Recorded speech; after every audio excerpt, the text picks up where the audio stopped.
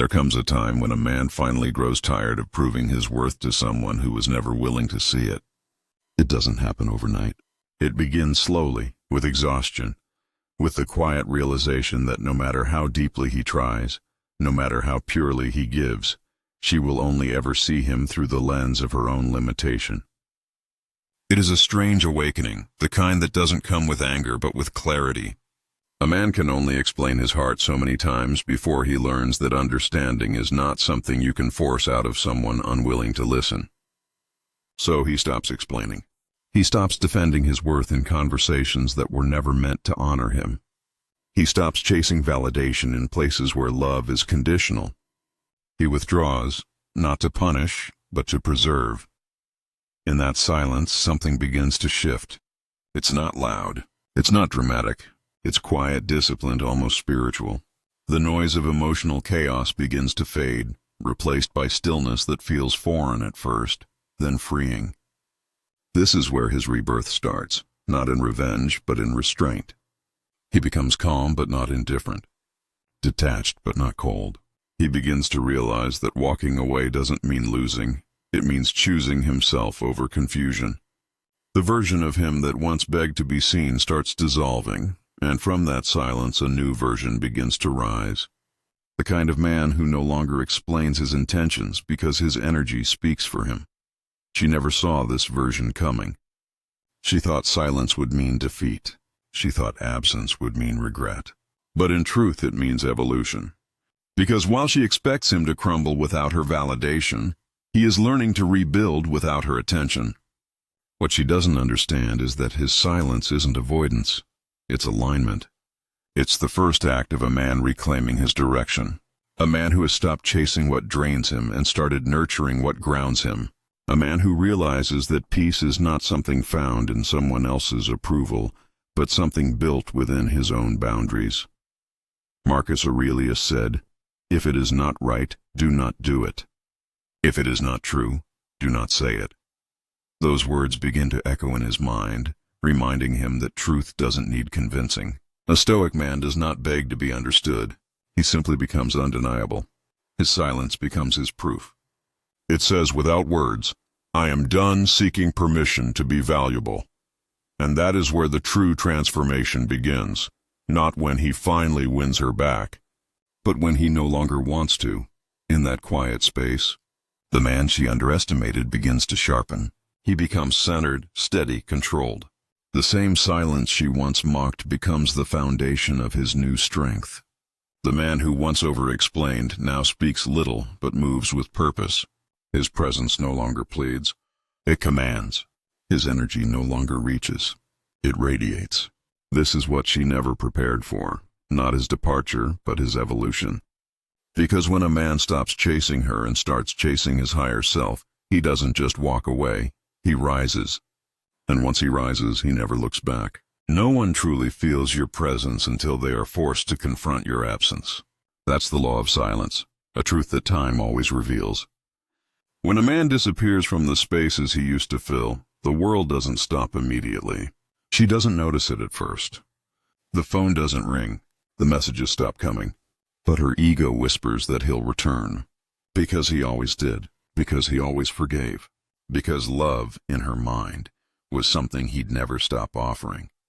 She mistakes his silence for another one of his moods, another moment of weakness, another chance to wait him out. But this time the silence stretches longer. It begins to grow roots, and time, as it always does, starts to change everything. At first, she feels free. The absence feels like control. She convinces herself she's fine. She scrolls through her life, surrounded by noise, by people, by distractions. But silence is patient. It doesn't rush its lessons. It waits for the noise to fade, for the nights to quiet down, for the loneliness between conversations to widen. And when it does, she starts to remember him. Not because she misses love, but because she misses peace. She misses the safety of knowing someone cared enough to stay even when she was distant. She misses the comfort of his consistency, the calm of his presence. She remembers the way he listened when she didn't have the words, the way he saw through her chaos without judgment. Those memories don't come with sound. They come with weight. Absence doesn't just take someone away. It leaves an echo. That echo follows her everywhere, the way he used to text her just to check in, the way he noticed the small things no one else did. It's not that she can't move on. It's that she begins to understand what she lost. It's not attention she misses, it's presence. It's not affection she regrets, it's depth. Because now she's surrounded by people who speak but don't understand her, who touch but don't connect, who show up but never stay. She begins to see the difference between noise and meaning. Meanwhile, his silence becomes his strength. He doesn't reach out, doesn't react, doesn't explain. Every day he remains silent, he regains power over his mind. Marcus Aurelius once said, "You have power over your mind, not outside events." And that's exactly what he's doing, choosing his peace over his impulses. He is no longer trying to control her perception of him. He's mastering his own thoughts. That's what true detachment looks like. Not coldness, but control. Not ignoring, but understanding that what's meant to return will return on its own. As the days pass, his absence becomes the mirror she can't avoid. It reflects everything she took for granted. His loyalty, his patience, his calm. What once felt ordinary now feels irreplaceable. Her ego begins to crumble under the weight of truth. She starts to realize he didn't just disappear, he evolved. And she can feel it. His silence isn't emptiness. It's energy redirected inward. It's growth happening out of sight. And while she's busy remembering the man he was, he's already becoming the man she'll never meet again. While she wrestles with her memories, he rebuilds himself in silence. There's no announcement, no declaration of revenge, no attempt to prove anything to anyone. Just quiet work. He wakes up earlier. He starts moving with purpose again. The weight that once sat heavy on his chest becomes the very fuel that drives him. The pain that used to drain him now sharpens him. There's something sacred in this kind of solitude, the kind that forces a man to face himself without distraction, without validation, without someone else defining his worth. It's uncomfortable at first. He has to sit with his thoughts, his mistakes, his regrets. But over time he learns to see them not as burdens, but as blueprints. Each scar becomes instruction. Each loss becomes direction. He starts small, a new routine, a new habit. He reads instead of texting. He trains instead of chasing. He learns to be still instead of seeking. Slowly, the noise inside him quiets down. The same man who once felt broken begins to understand that he was never truly broken. He was just scattered, stretched too thin trying to please others who never intended to meet him halfway. Now, he's gathering those pieces back, one day at a time, shaping himself into something solid again. Marcus Aurelius once said, "It is not death that a man should fear, but never beginning to live." And that truth hits him like a strike of lightning. He realizes he was surviving for too long, existing in the shadow of someone else's opinion, mistaking comfort for connection, routine for love. Now he's living, not for applause, not for recognition, but for mastery. He starts to move differently, not faster but deeper. Each decision is deliberate, each action intentional. His focus shifts from what he lost to what he's becoming. That's when the energy changes. People notice it even if he says nothing. He no longer walks with the weight of needing to prove anything. His confidence is quiet, but undeniable. She begins to notice, too. Not through words, but through vibration. The man who once revolved around her has become his own gravity. The attention she used to command no longer finds its way back to her. Because his energy is no longer scattered, it's centered. His peace becomes visible even from a distance, and that's what draws her back. Not because she wants him, but because she wants to feel that calm again. But he's no longer the same man who gave it freely. He's learned that his peace is sacred and not everyone deserves access to it. He now understands something deeper, that healing isn't about forgetting her, it's about remembering himself. He doesn't hate her. He doesn't need closure. He doesn't even wish her pain. He simply wishes himself growth. The man who once begged to be chosen has chosen himself, and in doing so, he has become everything he once tried to find in someone else. That's the quiet power of transformation. It doesn't need to announce itself. It simply becomes undeniable. Regret doesn't arrive with noise. It slips in quietly, like a shadow that follows her even in the daylight. At first, she doesn't recognize it. She mistakes it for nostalgia, for harmless reflection, for missing the idea of someone. But it grows. It deepens. It starts to ache in places she didn't know could hurt.